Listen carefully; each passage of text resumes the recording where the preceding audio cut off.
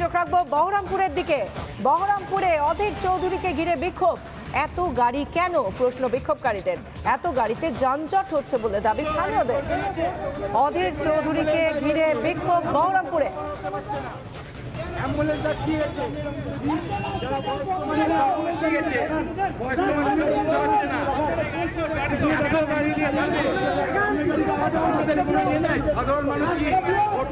এত গাড়ি কেন, প্রশ্ন বিক্ষোভকারীদের। অধীর চৌধুরীকে ঘিরে বিক্ষোভ। আমরা আরো বিস্তারিতভাবে জানবো কি ঘটেছে। আমাদের সঙ্গে রয়েছেন প্রতিনিধি ইন্দ্রাশিস বাগচি। ইন্দ্রাশিস, কি ঘটেছে, কিসের জন্য অধীর চৌধুরীকে ঘিরে বিক্ষোভ?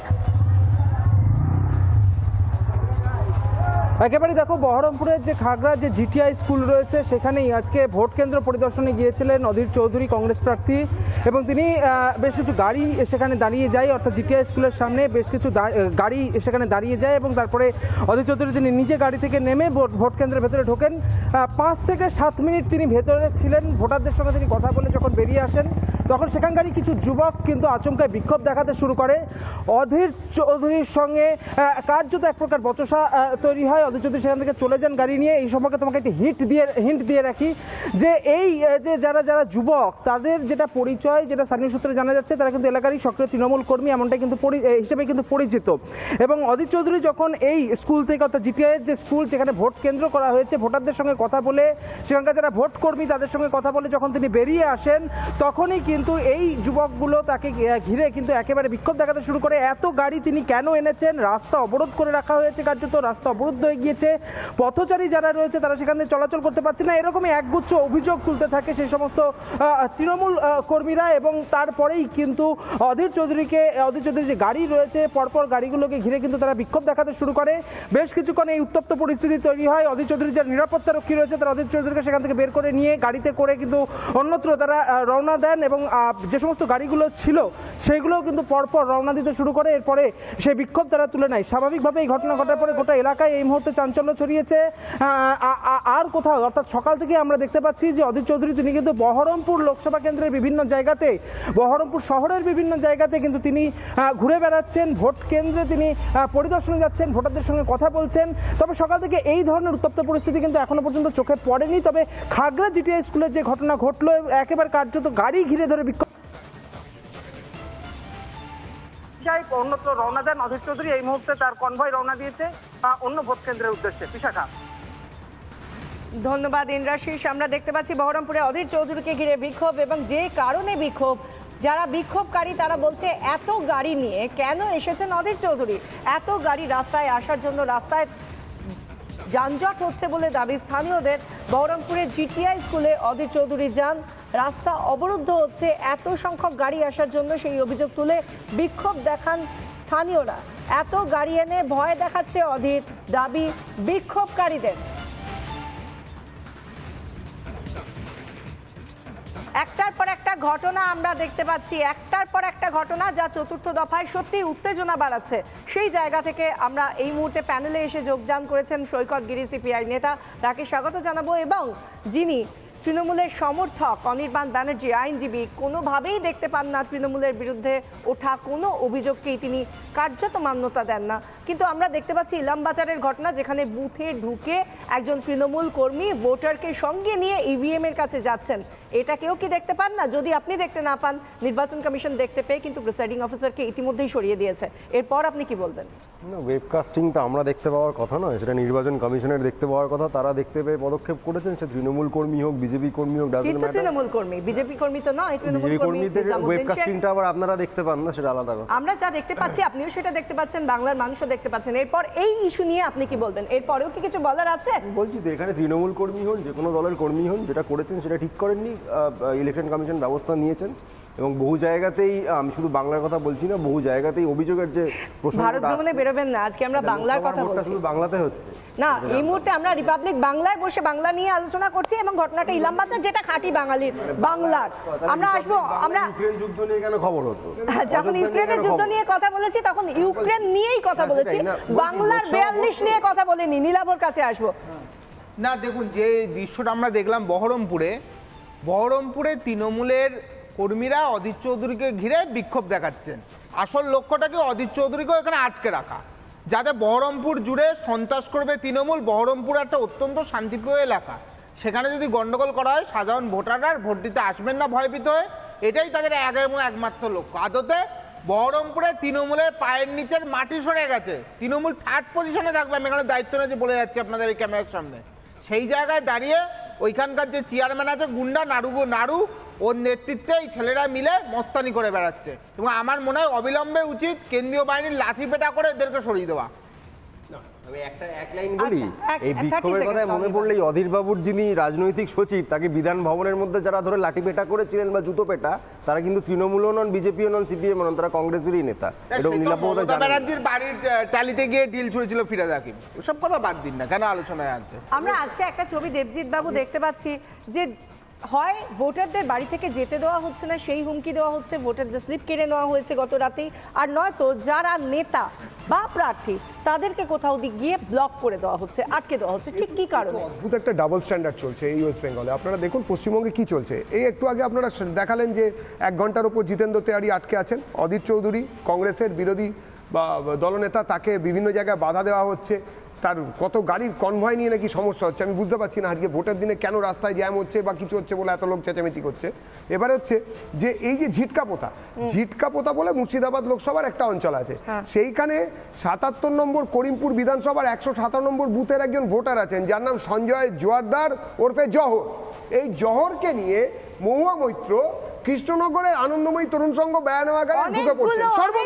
অভিযোগ উঠে আসছে, ইতিমধ্যেই জাতীয় নির্বাচন কমিশনের কাছে হাজারের বেশি অভিযোগ জমা পড়েছে।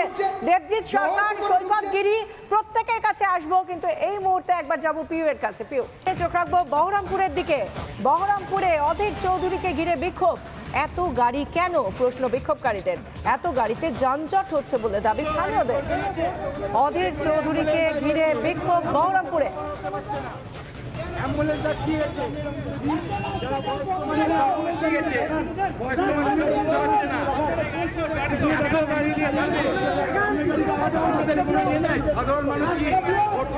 এত গাড়ি কেন? প্রশ্ন বিক্ষোভকারীদের। অধীর চৌধুরীকে ঘিরে বিক্ষোভ। আমরা আরো বিস্তারিতভাবে জানবো কি ঘটেছে। আমাদের সঙ্গে রয়েছেন প্রতিনিধি ইন্দ্রাশিস বাগচি। ইন্দ্রাশিস, কি ঘটেছে, কিসের জন্য অধীর চৌধুরীকে ঘিরে বিক্ষোভ?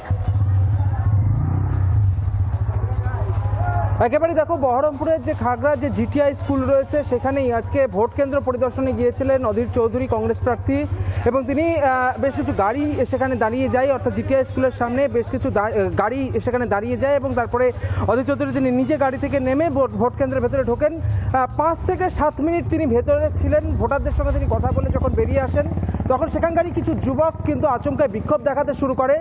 অধীর চৌধুরীর সঙ্গে কার্যত এক প্রকার বচসা তৈরি হয়। অধীর চৌধুরী সেখান থেকে চলে যান গাড়ি নিয়ে। এই সম্পর্কে তোমাকে একটি হিন্ট দিয়ে রাখি যে এই যে যারা যুবক, তাদের যেটা পরিচয়, যেটা স্থানীয় সূত্রে জানা যাচ্ছে, তারা কিন্তু এলাকারই সক্রিয় তৃণমূল কর্মী এমনটাই কিন্তু হিসেবে কিন্তু পরিচিত। এবং অধীর চৌধুরী যখন এই স্কুল থেকে, অর্থাৎ জিটিআইয়ের যে স্কুল যেখানে ভোট কেন্দ্র করা হয়েছে, ভোটারদের সঙ্গে কথা বলে, সেখানকার যারা ভোট কর্মী তাদের সঙ্গে কথা বলে যখন তিনি বেরিয়ে আসেন, তখনই কিন্তু এই যুবকগুলো তাকে ঘিরে কিন্তু একেবারে বিক্ষোভ দেখাতে শুরু করে। এত গাড়ি তিনি কেন এনেছেন? রাস্তা অবরোধ করে রাখা হয়েছে, কার্যত রাস্তা অবরুদ্ধ হয়ে গিয়েছে, পথচারী যারা রয়েছে তারা সেখান থেকে চলাচল করতে পারছে না। এরকমই একগুচ্ছ অভিযোগ তুলতে থাকে সেই সমস্ত তৃণমূল কর্মীরা। এবং তারপরেই কিন্তু অধীর চৌধুরীর যে গাড়ি রয়েছে, পরপর গাড়িগুলোকে ঘিরে কিন্তু তারা বিক্ষোভ দেখাতে শুরু করে।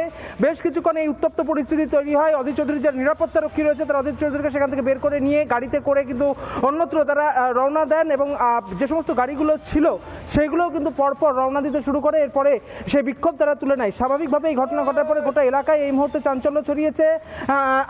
আর কোথাও, অর্থাৎ সকাল থেকে আমরা দেখতে পাচ্ছি যে অধীর চৌধুরী তিনি কিন্তু বহরমপুর লোকসভা কেন্দ্রের বিভিন্ন জায়গাতে, বহরমপুর শহরের বিভিন্ন জায়গাতে কিন্তু তিনি ঘুরে বেড়াচ্ছেন। ভোট কেন্দ্রে তিনি পরিদর্শনে যাচ্ছেন, ভোটারদের সঙ্গে কথা বলছেন। তবে সকাল থেকে এই ধরনের উত্তপ্ত পরিস্থিতি কিন্তু এখনো পর্যন্ত চোখে পড়েনি। তবে খাগড়া জিটিআই স্কুলের যে ঘটনা ঘটলো, একেবারে কার্যত গাড়ি ঘিরে ধরে বিক্ষোভ অন্যত্র রওনা দেন অধীর চৌধুরী। এই মুহূর্তে তার কনভয় রওনা দিয়েছে অন্য ভোট কেন্দ্রের উদ্দেশ্যে। বিশাখা, ধন্যবাদ ইন্দ্রাশিস। আমরা দেখতে পাচ্ছি বহরমপুরে অধীর চৌধুরীকে ঘিরে বিক্ষোভ, এবং যে কারণে বিক্ষোভ, যারা বিক্ষোভকারী তারা বলছে এত গাড়ি নিয়ে কেন এসেছেন অধীর চৌধুরী? এত গাড়ি রাস্তায় আসার জন্য, রাস্তায় যানজট হচ্ছে বলে দাবি স্থানীয়দের। বহরমপুরের জিটিআই স্কুলে অধীর চৌধুরী যান, রাস্তা অবরুদ্ধ হচ্ছে এত সংখ্যক গাড়ি আসার জন্য, সেই অভিযোগ তুলে বিক্ষোভ দেখান স্থানীয়রা। এত গাড়ি এনে ভয় দেখাচ্ছে অধীর, দাবি বিক্ষোভকারীদের। একটার পর একটা ঘটনা আমরা দেখতে পাচ্ছি, একটার পর একটা ঘটনা যা চতুর্থ দফায় সত্যি উত্তেজনা বাড়াচ্ছে। সেই জায়গা থেকে আমরা এই মুহূর্তে প্যানেলে এসে যোগদান করেছেন সৈকত গিরি সিপিআই নেতা, তাকে স্বাগত জানাবো। এবং যিনি তৃণমূলের সমর্থক অনির্বাণ ব্যানার্জি আইনজীবী, কোনোভাবেই দেখতে পান না তৃণমূলের বিরুদ্ধে ওঠা কোনো অভিযোগকেই তিনি কার্যত মান্যতা দেন না। কিন্তু আমরা দেখতে পাচ্ছি ইলামবাজারের ঘটনা, যেখানে বুথে ঢুকে একজন তৃণমূল কর্মী ভোটারকে সঙ্গে নিয়ে ইভিএম এর কাছে যাচ্ছেন। এটা কেউ কি দেখতে পান না? যদি আপনি দেখতে না পান, নির্বাচন কমিশন দেখতে পেয়ে কিন্তু প্রিসাইডিং অফিসারকে ইতিমধ্যেই সরিয়ে দিয়েছে। এরপর আপনি কি বলবেন?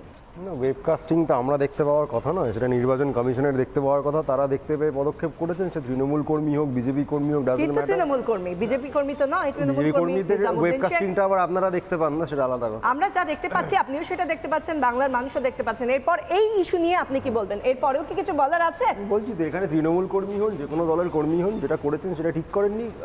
ইলেকশন কমিশন ব্যবস্থা নিয়েছেন এবং বহু জায়গাতেই, আমি শুধু বাংলার কথা বলছি না, বহু জায়গাতেই অভিযোগের যে ভারত ভ্রমণে বেরোবেন না, আজকে আমরা বাংলার কথা বলছি। শুধু বাংলাতে হচ্ছে না, এই মুহূর্তে আমরা রিপাবলিক বাংলায় বসে বাংলা নিয়ে আলোচনা করছি এবং ঘটনাটা ইলামবাজার, যেটা খাঁটি বাঙালির বাংলার। আমরা আসবো, আমরা ইউক্রেন যুদ্ধ নিয়ে কেন খবর হতো? যখন ইউক্রেনের যুদ্ধ নিয়ে কথা বলেছি তখন ইউক্রেন নিয়েই কথা বলেছি, বাংলার 42 নিয়ে কথা বলিনি। নীলাভর কাছে আসবো। না, দেখুন যে দৃশ্যটা আমরা দেখলাম বহরমপুরে তৃণমূলের কর্মীরা অধীর চৌধুরীকে ঘিরে বিক্ষোভ দেখাচ্ছেন। আসল লক্ষ্যটাকে অধীর চৌধুরীকেও এখানে আটকে রাখা, যাতে বহরমপুর জুড়ে সন্ত্রাস করবে তৃণমূল। বহরমপুর একটা অত্যন্ত শান্তিপ্রিয় এলাকা, সেখানে যদি গন্ডগোল করা হয় সাধারণ ভোটাররা ভোট দিতে আসবেন না ভয়ভীত হয়ে, এটাই তাদের এক এবং একমাত্র লক্ষ্য। আদতে বহরমপুরে তৃণমূলের পায়ের নিচের মাটি সরে গেছে, তৃণমূল থার্ড পজিশনে থাকবে। আমি এখানে দায়িত্ব নিয়ে বলে যাচ্ছি আপনাদের এই ক্যামেরার সামনে। সেই জায়গায় দাঁড়িয়ে ওইখানকার যে চেয়ারম্যান আছে গুন্ডা নাড়ু, ওর নেতৃত্বে এই ছেলেরা মিলে মস্তানি করে বেড়াচ্ছে। এবং আমার মনে হয় অবিলম্বে উচিত কেন্দ্রীয় বাহিনীর লাঠি পেটা করে এদেরকে সরিয়ে দেওয়া। আমি এক লাইন বলি, এই বিক্ষোভের কথায় মনে পড়লেই অধীর বাবুর যিনি রাজনৈতিক সচিব, তাকে বিধান ভবনের মধ্যে যারা ধরে লাঠি পেটা করেছিলেন বা জুতো পেটা, তারা কিন্তু তৃণমূলও নন, বিজেপিও নন, সিপিএম নন, তারা কংগ্রেসেরই নেতা। মমতা ব্যানার্জির বাড়ির টালিতে গিয়ে ঢিল ছুঁড়েছিল ফিরাদ হাকিম। ওসব কথা বাদ দিন না, কেন আলোচনায় আনছে? আমরা আজকে একটা ছবি দেবজিৎ বাবু দেখতে পাচ্ছি যে হয় ভোটারদের বাড়ি থেকে যেতে দেওয়া হচ্ছে না, সেই হুমকি দেওয়া হচ্ছে, ভোটারদের স্লিপ কেড়ে নেওয়া হয়েছে গত রাতেই, আর নয়তো যারা নেতা বা প্রার্থী তাদেরকে কোথাও গিয়ে ব্লক করে দেওয়া হচ্ছে, আটকে দেওয়া হচ্ছে। ঠিক কি কারণে? অদ্ভুত একটা ডাবল স্ট্যান্ডার্ড চলছে এই ওয়েস্ট বেঙ্গলে। আপনারা দেখুন পশ্চিমবঙ্গে কি চলছে। এই একটু আগে আপনারা দেখালেন যে 1 ঘন্টার ওপর জিতেন্দ্র তেওয়ারি আটকে আছেন। অধীর চৌধুরী কংগ্রেসের বিরোধী বা দলনেতা, তাকে বিভিন্ন জায়গায় বাধা দেওয়া হচ্ছে। তার কত গাড়ির কনভয় নিয়ে নাকি সমস্যা হচ্ছে। আমি বুঝতে পারছি না আজকে ভোটের দিনে কেন রাস্তায় জ্যাম হচ্ছে বা কিছু হচ্ছে বলে এত লোক চেঁচামেচি করছে। এবারে হচ্ছে যে এই যে ঝিটকা পোতা বলে মুর্শিদাবাদ লোকসভার একটা অঞ্চল আছে, সেইখানে 77 নম্বর করিমপুর বিধানসভার 117 নম্বর বুথের একজন ভোটার আছেন, যার নাম সঞ্জয় জোয়ারদার ওরফে জহর। এই জহরকে নিয়ে মহুয়া মৈত্র কৃষ্ণনগরের আনন্দময়ী তরুণ সংঘ বেয়ানাগারে ঢুকে পড়ছে। অভিযোগ উঠে আসছে, ইতিমধ্যেই জাতীয় নির্বাচন কমিশনের কাছে হাজারের বেশি অভিযোগ জমা পড়েছে। দেবজিৎ সরকার, সৈকত গিরি, প্রত্যেকের কাছে আসবো, কিন্তু এই মুহূর্তে একবার যাবো পিউ এর কাছে। পিউ।